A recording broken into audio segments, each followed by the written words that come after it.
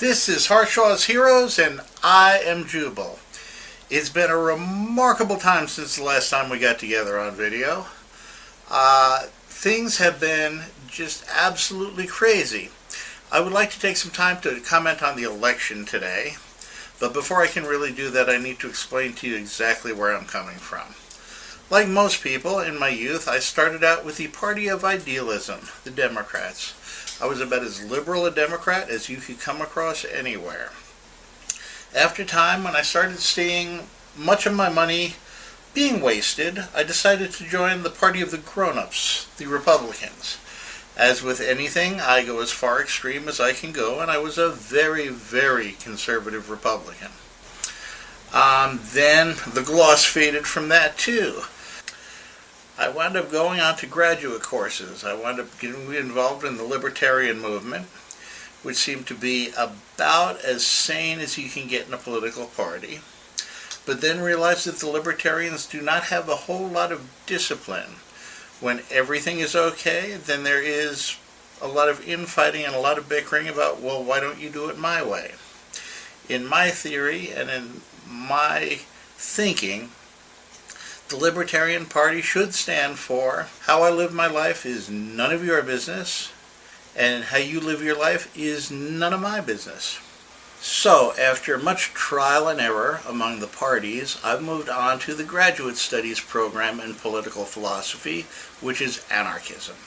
Now, before you start getting that confused with the people who are going around bombing things and burning things and just making hell for the entire country, that is not anarchism. That is an activism that is trying to instill some idea or some concept on society in a forceful manner. Now, anarchism is a different thing. The word translates out to as without rulers, anarchism.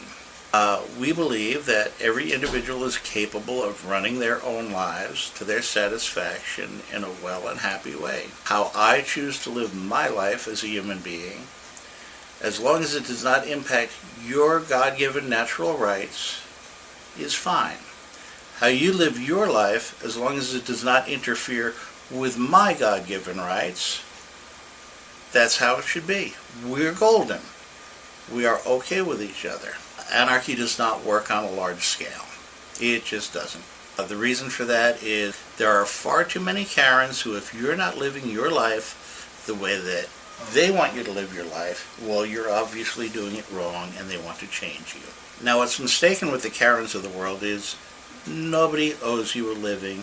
Nobody has to think in any particular way. Nobody has to do anything. Your God-given rights are life, liberty, and the pursuit of happiness. And basically that's it. You have to go with those three things and make the rest of it work. So the anarchist has to figure out how to live in society as we have it. This is what is called pragmatic anarchism. What pragmatic anarchism is, well, we all recognize that unless we're living in a cabin out in the northwest someplace, in the mountains or the hills, away from everybody else, we have to deal with other people. It also recognizes that most other people either want or require a structure in their lives which they have only figured out how to do through government at this point. People seriously do not want to be responsible for themselves. They don't want to be responsible for their happiness. They think it's up to somebody else to deliver that for them, which is outright bullshit. Having arrived at my personal anarchism, my pragmatic anarchism, that requires me to deal with the government on a very limited basis. I limit my interactions to the government to what is absolutely necessary for them to leave me the hell alone. Yeah, it requires paying taxes because I don't want to live in a cage and they do have that power over me. Paying my taxes also allows me to run under the radar a little bit. Actually, under the radar a lot. Just another flea on the back of the dog, according to how the government sees it. As long as I'm not causing a problem, they're not going to pay any attention to me. Now, we can still enjoy that part. And this is where the elections come in. So the best that your libertarian or anarchist can do is try to limit of rights that get taken away or limit how quickly they can be taken away. It is often interpreted as why the libertarian argument is don't vote for the lesser of two evils, vote for good.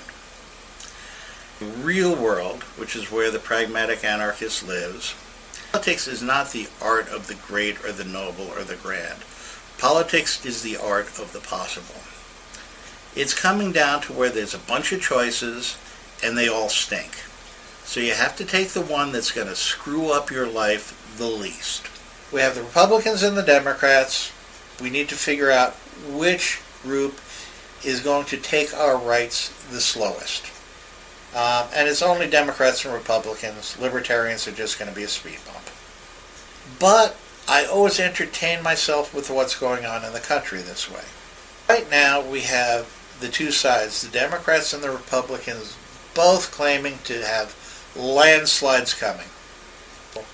When probably as the popular vote breaks down, we're running pretty close to that 50-50 mode like we've been doing for 20 years now. 50-50 mode like we've been doing for 20 years now. One of the fun things I've been able to do is they have an interactive Electoral College map now. I'm not sure who is educated on this and who is not. I'm going to assume you're mostly educated on this. But the basic premise behind the Electoral College is so that horde mentality cannot take over. It was designed as a vote for the state. It was a winner-take-all system. If candidate A won in Michigan, they got all the votes from Michigan because they won the state as the voting went within the state. If state B voted for candidate Q, all of the votes went to candidate Q because in state B, the vote went majority to candidate Q. It was done this way so that there was a reflection of the country that was not just the large urban areas.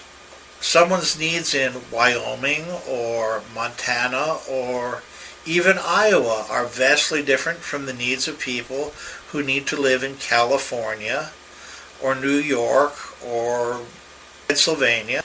These issues that are of individual importance on a state level are supposed to be left to the states according to the 10th Amendment of the Constitution. The federal government is only supposed to be a coalition of the states to run originally national foreign policy, administrate wars when they come up, and to settle disputes between the states. That doesn't happen anymore. The federal government has taken on an ever-increasing role in our lives.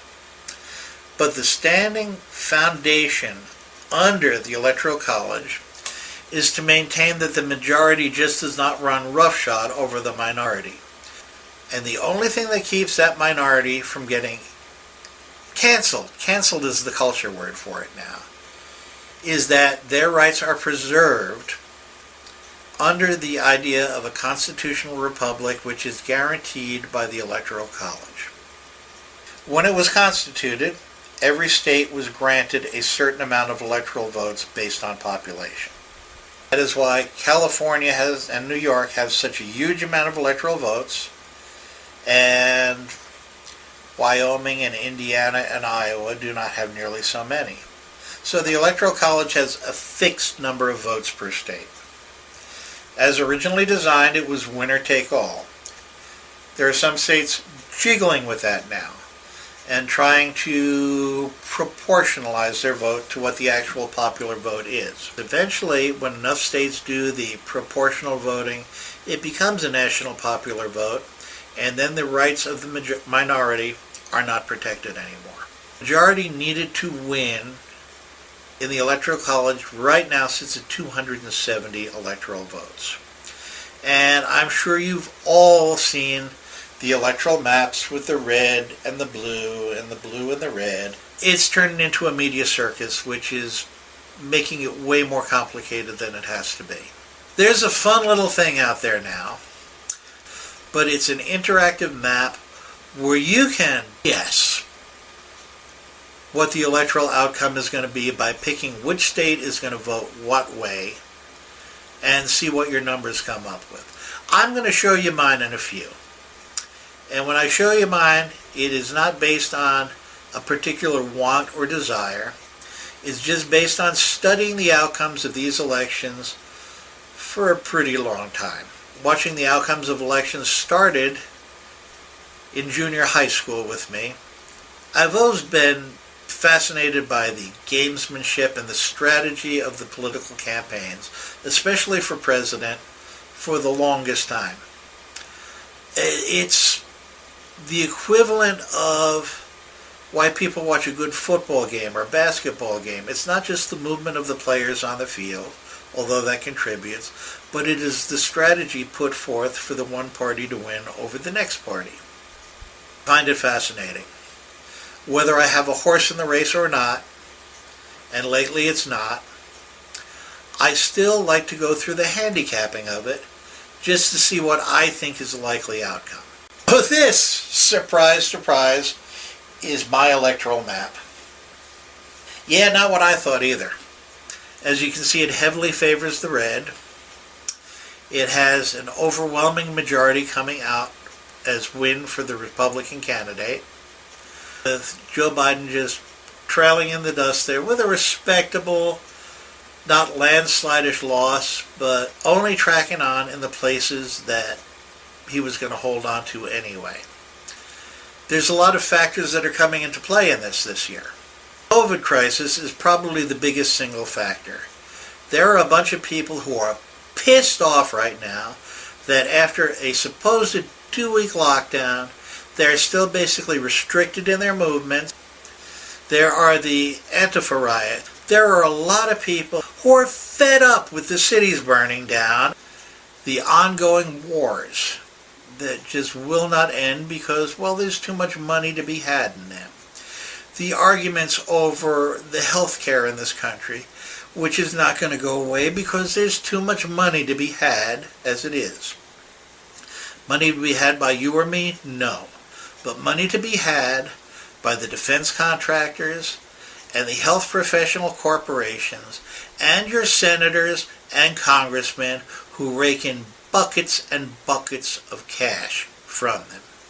It was the ancient philosopher Juvenal who said, "Give them bread and circuses and the people will never revolt." The people have no bread and circuses. The people are angry. So that's it for now. This has been Harshaw's Heroes. I am Jubal, and we're going to leave you with the usual. Liberty for all and freedom for every individual out there. We're out.